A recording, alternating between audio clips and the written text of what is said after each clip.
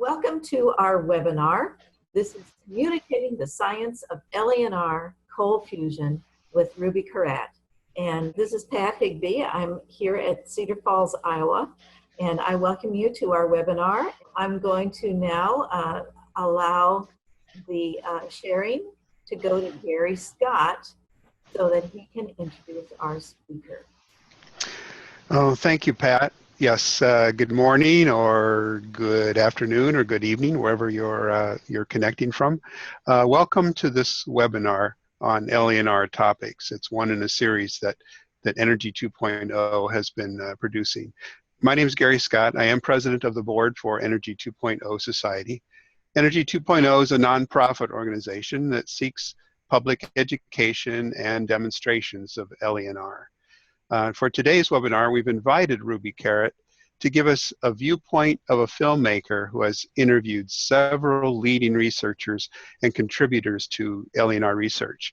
Ruby has given up a lot on her own private life to go and interview many of these people and produce them. And if you've done any looking or researching in LENR, you've run into her videos and her interviews probably many times on YouTube and on her website. Ruby has an interview style that instantly puts her subjects at ease and allows them to tell their own story. The website that Ruby has is coldfusionnow.org, and you can see a lot of those listed there. Some of her interviewees that she's talked with include Melvin Miles, Ed Storms, Stan Speck, Brian Ahern, George Miley, Andrea Rossi, and many others at the ICCF conferences and MIT 101 sessions on cold fusion. As well as a filmmaker, Ruby is a math instructor and a musician. So I give you Ruby Carat. Well, thank you so much. It's great to be here with you, and always happy to talk about cold fusion, our favorite topic. I thought I'd just start out by telling you how I got into this, and I guess the first thing that we did as when we first formed, it was in response to the BP oil catastrophe.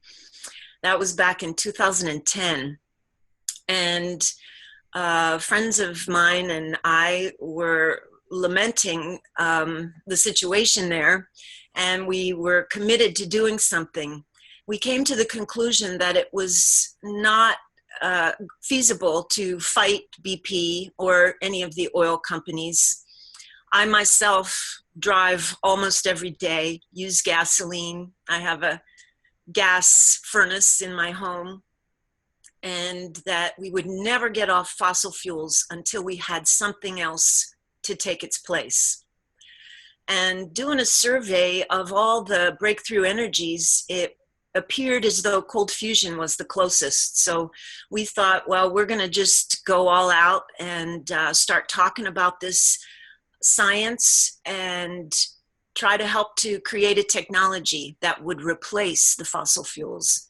When we started out, it was a little slow rolling in the sense that it started to, we started talking about it in our own communities. And here in this upper right, you see a photo of a math festival here in Humboldt County, California, where we had the kids making marshmallow nuclei and doing some educational workshops like that was just our first steps into really advocating. And I guess our second thing was we were writing letters, we were doing tabling out at events, we did art actions. We made stickers and t-shirts, and we have our friends, that's filmmaker Craig Baldwin, an independent filmmaker in San Francisco, and he's got our first Cold Fusion Now sticker there by his little editor. We got started and started doing actions in our community. We put a website up, and we were posting audio from Cold Fusion Radio, which was James Martinez's a series of interviews. And one of our first actions, of course, was our stickers and t-shirts. And there we have Eli Elliott modeling a t-shirt with the anomalous heat effect. And that was a graphic from Pons and Fleischmann and Pons's patent application, where we have, it shows what the anomalous heat effect is, which was just a surprising temperature rise that then just dropped down unexpectedly as well. And wearing these kind of shirts around was really fun, because you can just be anywhere and people will say something and you get to talk about cold fusion. But we also did calendars. The 2013 and 2014 calendars based upon Eugene Malov's timeline, very educational. They're a great promotional tool. Anybody who sees these calendars sees the pictures of cold fusion scientists in labs and reads the tons of information. You can see that packs every date. You know the reality of the science. And this calendar is ongoing because Steve Katinsky and David J. Nagel took that project over. And they are forming the Leonard Industry Association. And what industrial association doesn't have a calendar? So they took that project over, and last year I helped them put it together, but they sent it to all US Congress and Senate members. So I know Washington, D.C. got a flood of calendars last year. And this is really important for the community as well, because it does connect laboratory efforts, which are all over the globe, and presents the science in a very positive way, showing the amount of research going and that the money and financing is increasing in the area. Some of the labs depicted in the calendar are very well funded, and it's really good to see that. There's a couple people that I have to name as helping to create what cold fusion now is. And first and foremost would be James Martinez. It was his interviews on his cash flow show that inspired us to jump into the cold fusion realm. He had a show that was primarily about financial issues, and a friend of mine was a regular guest on his show.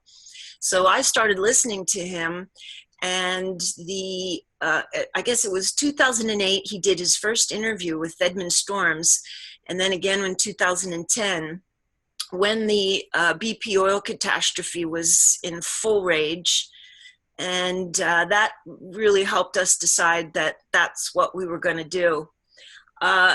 He's not doing cold fusion radio now. He's doing lots of different other things, but he also did a lot of work with the Lakota Nation on a Leonard technology pilot project, so that when we do have a technology, tribal communities may be the first to get it. And that would be really great. James Martinez also appeared in the Believers film, which was a movie that inspired me to make more movies as well. I wasn't a big fan of the movie, but I think James Martinez and Eric Golab, the high school student who in the film unpacks and experiments with a small cold fusion kit, are the best parts of that movie and very inspiring. So James Martinez is really one of the key people that got us going. And when we started doing the video situation, I have to say that it's all because of Jeremy Riss, who goes by the name Alien Scientist.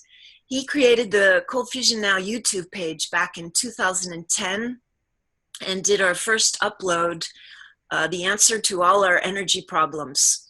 And I was so excited to expand that way. Subsequently, he lives in the Northeast and was able to get to the MIT IAP Cold Fusion 101 courses. I think it was 3 years he did that, and documented the entire course given by Dr. Peter Hagelstein and Dr. Mitchell Schwartz. There was some audio problems, and so some of the video and audio is a little difficult, but we did get finally some good takes, and they are on our Cold Fusion Now YouTube page that Jeremy started. And I think that's just a tremendous addition there.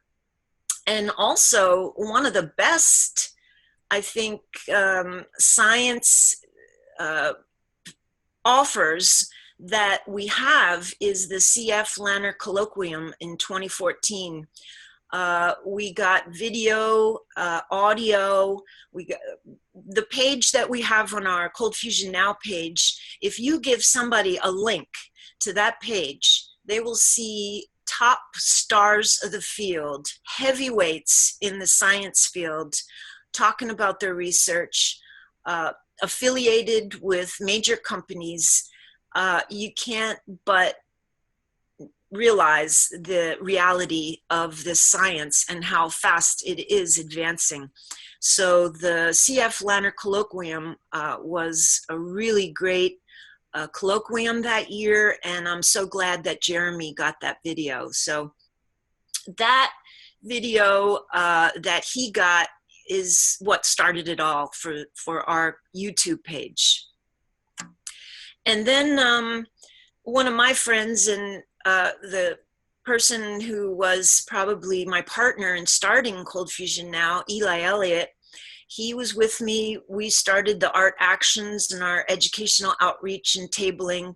He was instrumental in our art show 2012, where we gave a call for artists to interpret the Cold Fusion meme.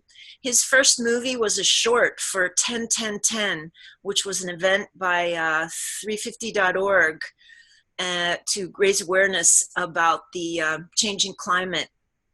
And his video, So What is Cold Fusion, was our first original one that we put on our YouTube page. And we had a table outside in our downtown Eureka, California, and I was gathering signatures. He had this movie playing, and we engaged a lot of people and spoke to a lot of people through that. The only problem, it does have a creepy puppet, and I told him no more creepy puppets in the movies. We subsequently did Cold Fusion 5, which was the 5 world-changing benefits of cold fusion. And that was had Japanese subtitles put to it by Toshiro Sengaku, the Lenner amateur Japanese blogger, who will be going to ICCF 20 for one day. And so Toshiro Sengaku's down in Tokyo, so he's going to travel up to Sendai for one day. We'll get some live reporting and reports from that. I'm not sure which day it is yet, but we're going to have to keep our eyes open for that. The ICCF 20 begins October 2nd, so we're going to be looking forward to that. Eli also filmed the 30 minutes with Andrea Rossi, and I'll talk more about that later, but I have to say that one of the biggest contributions that Eli made was filming and editing every single one of the ICCF 18 science talks. We had both attended, well, we were at different places and we met there. We were going to start our documentary film on the field for the general public. And when we got there, it turned out that nobody was videotaping. And I was kind of shocked that nobody would be videotaping these great talks, historic event. So we kind of switched plans and set up in the auditorium, and he was there 8 in the morning till 6 p.m., 5 days videotaping. And then he took a month to minimal editing, but edited every single one of those. We only posted the ones we got permission for to post. And I'd have to say, with Jeremy's video, with Eli's video, Cold Fusion Now YouTube page is the best science video stop for any place on the internet. If you want to learn about Cold Fusion Leonard, you're going to end up on our page, because just these contributions are unmatched. So I'm really grateful that all of these people contributed, and there's so many more, of course, with our blog, and the artists and the musicians that have contributed. But it all goes together there, and I'm really grateful. And then there's, of course, there's me, and there I am. That's 3 years ago when my hair was short.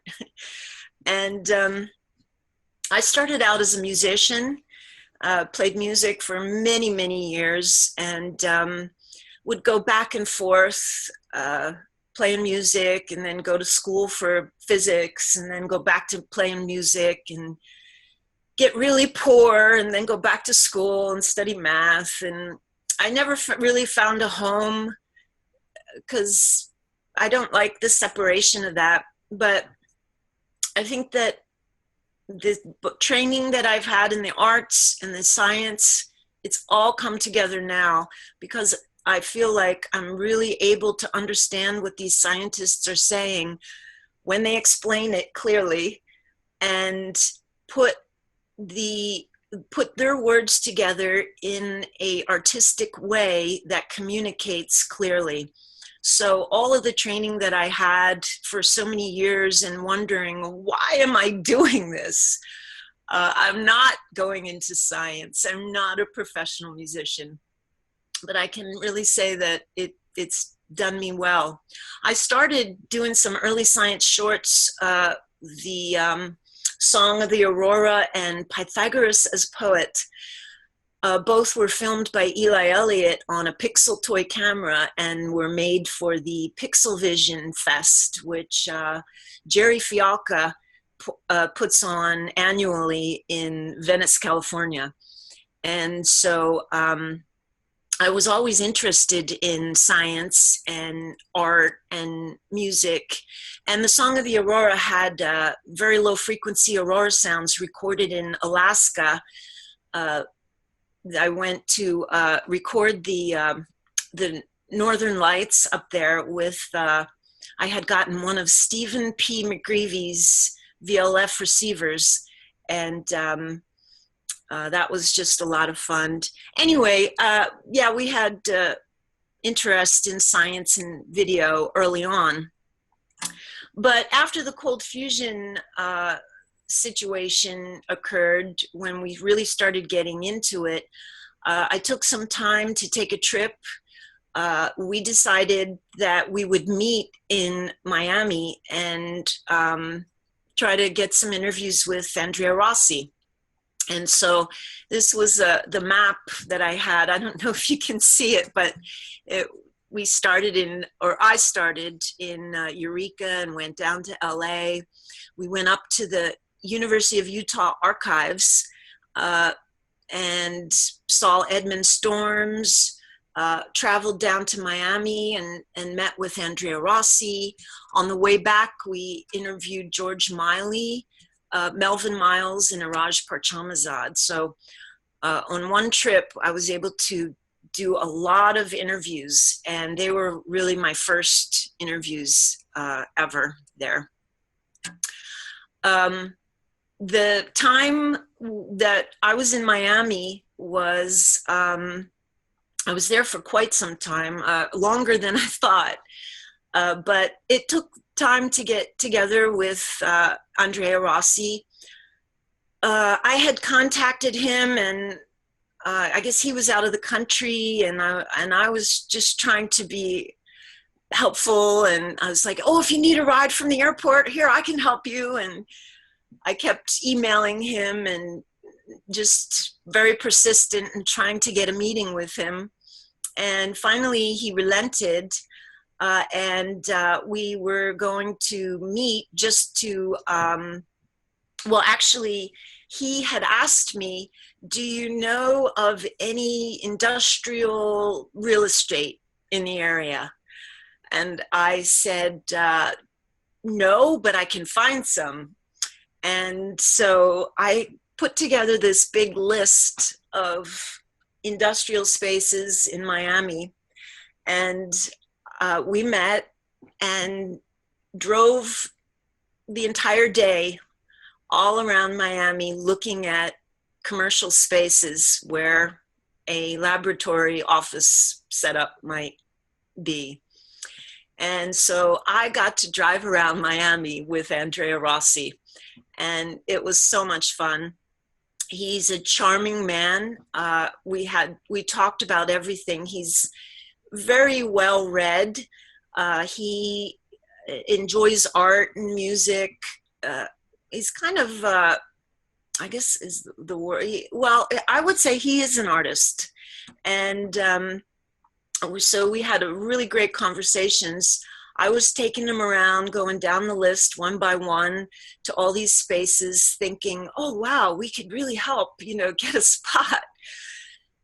It wasn't later till I realized that he didn't need any commercial space. This is what I believe. I believe he did not need any commercial space. I believe he already had some, and that he was really just checking me out. Like, who am I?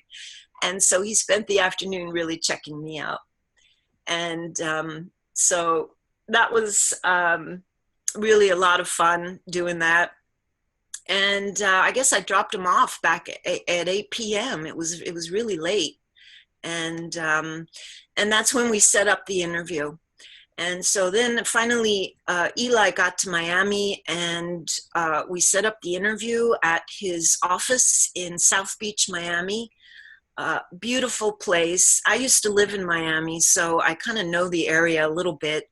And we went up to his office, and you can see on this picture here the little office that we were in. We were just sitting around the table, and you can see that little dumbek. It's a Middle Eastern drum in the background there. And when we had been driving around, I learned that he was a drummer, a musician, and he didn't have a drum set up. So I brought him that dumbek. And I was hoping we'd get to jam sometime, because I play music with a couple friends in Miami, and I was hoping we could all get together, but that didn't work out. But anyway, we went up to his place. He opens the door. He made us coffee, offered any drinks and that we wanted. It was a small kind of office flat or condo, and I have to say there was books everywhere. You can't really see in these photos where the books are, but there's books piled up in the hall and in the various rooms, and the guy reads a lot. He really has books open everywhere. And yeah, we did that interview. It was short. We only had 30 minutes and he had to then take off. So it was a short interview, and that was my first real interview with him at that time. And so I guess I'm sure you have a lot of questions, and I'll take those at the end, but I guess I'll just leave that there. It was a really great time in Miami there, and I'm so glad we got that interview. After that, I started on my way back home, and once again stopped at the New Mexico, where Edmund Storms was speaking at the Natural Philosophy Alliance conference, and he was the keynote speaker. So I videotaped his talk and posted that up online. And I was also able to meet with and get a great video interview with Carol Talcott, who was one of the original cold fusion researchers at Los Alamos National Lab with Edmund Storms. She was a tritium expert, and Edmund Storms as well. And so the two of them worked together to, they were one of the first team to find tritium from active cells, active Fleischmann-Pons cells. And so it was great to get that video. All of this video I still have, and it's all lying in wait for that feature documentary film. But she had a lot to say from the woman's perspective as well. That was enjoyable. So that was a really great interview there. Subsequently, I've been working with Dr. Edmund Storms. I've edited many of his papers. I was able to be one of the editors on his book, The Explanation of Low Energy Nuclear Action. And I also designed that cover, which is an artist rendition of the hydroton, which is the thing that Edmund Storms believes creates the reaction. So there's a lineup of hydrogen there.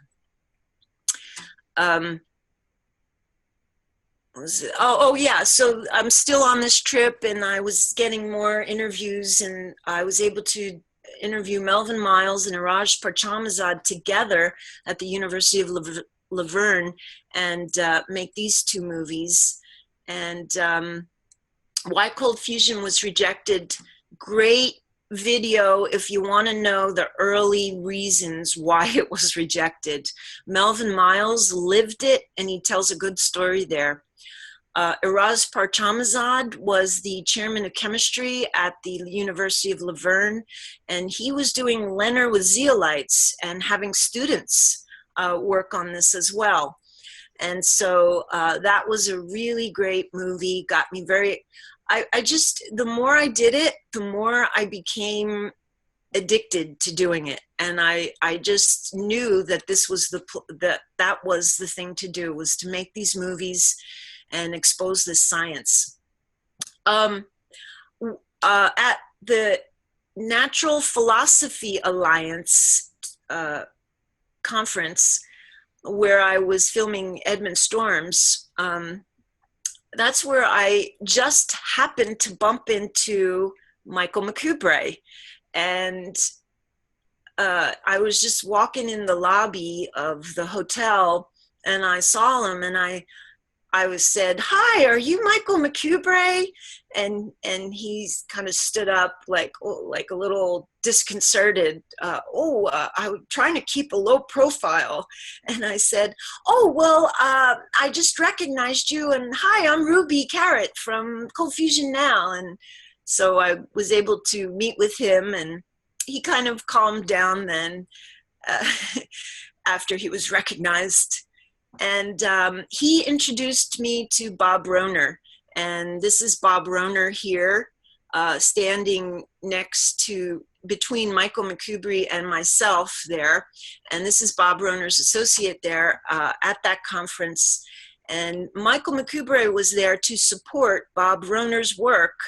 Bob Rohner and his brother they have pretty much most of the equipment from Joseph Papp's laboratory, and they have been working to reproduce Joseph Papp's engine.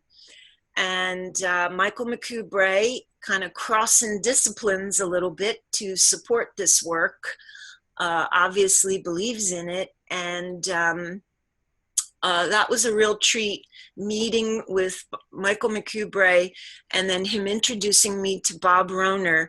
Bob Rohner talked to me about Heinz Klosterman, who was in the Bay Area, and Heinz Klosterman was also trying to reproduce the Papp engine a little differently. And so that led to the movie, the Pulsar Plasma Engine Core, I think is the name of that one. And so we that was a good trip right there. Then after that, the movies have just continued. I do movies on people's work that I have access to. And there's so many people that I could do movies on, but I just don't have access. So these people are kind of closer to me in my area, or at least in California. So it was the Navy Leonard Research Series that we started. And the first one there was the Spey-War movie. That was on Stan Spock's work at the Spey-War facility that's a Navy research facility, well, and so much more down in San Diego. And then the work from the China Lake Research Lab of Melvin Miles. And those two facilities basically comprise the West Coast Navy research effort in cold fusion.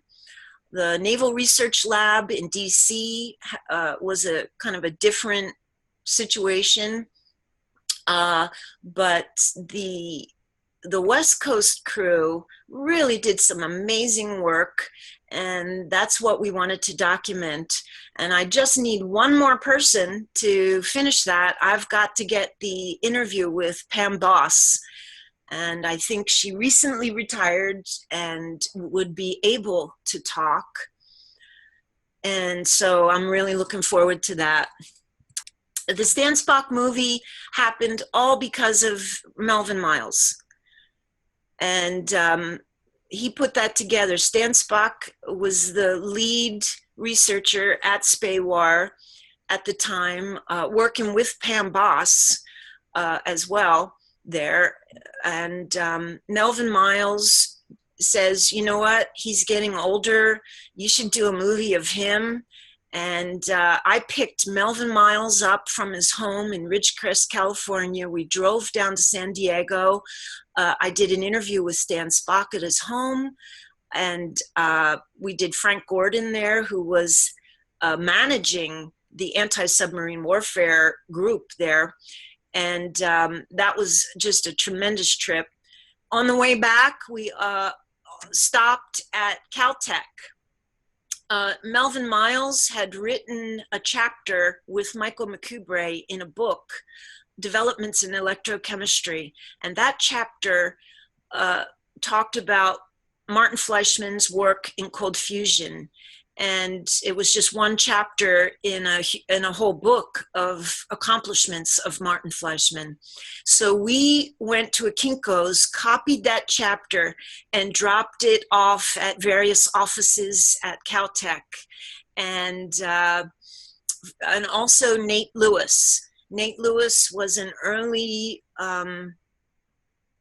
detractor, I guess I could say, of cold fusion, and he's at Caltech. He was not able to reproduce it, and one of the virulent anti-Fleischmann-Pons voices was Nate Lewis. And so he wasn't in his office, but his secretary was there, and we gave him some stickers. I had postcards of Edmund Storms's book. We had the chapter from the Developments in Electrochemistry, and we gave him this pile of cold fusion stuff to Nate Lewis's secretary, and she's like, oh, well, thank you. I'm sure he'll be great. He'll be happy to get it. And I hope he was. Anyway, I think I've talked enough. So, geez, Pat, do you wanna jump in here? It's fascinating, Ruby, and I really think you need to do something on the women of cold fusion. I think we've got a good part of that story, so I'm really glad you're looking to talk to Pam Boss. Yes. Okay. So it's time for our concluding remarks. I'm very, very happy that we were able to have Ruby to do this webinar, and the video I think is going to be fantastic. We thank you so much for your work in this field.